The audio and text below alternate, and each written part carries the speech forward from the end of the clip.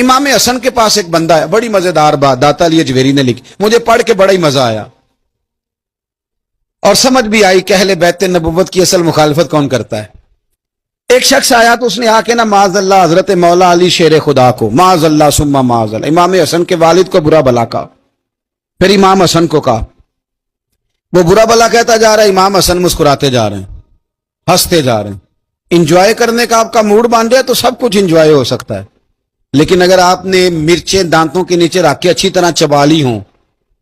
اور کانوں سے بھی دھواں نکل رہا ہو تو پھر تو بھائی کوئی چیز بھی انجوائے نہیں ہوتی، پھر تو قصور یہ ہے کہ مرچیں نہیں چبانی تھی، آپ نے اپنا مزاج خود بڑا کڑوا کر لیا ہے، وہ کیسے کام چلے گا؟ وہ آیا تو اس نے آ کے نا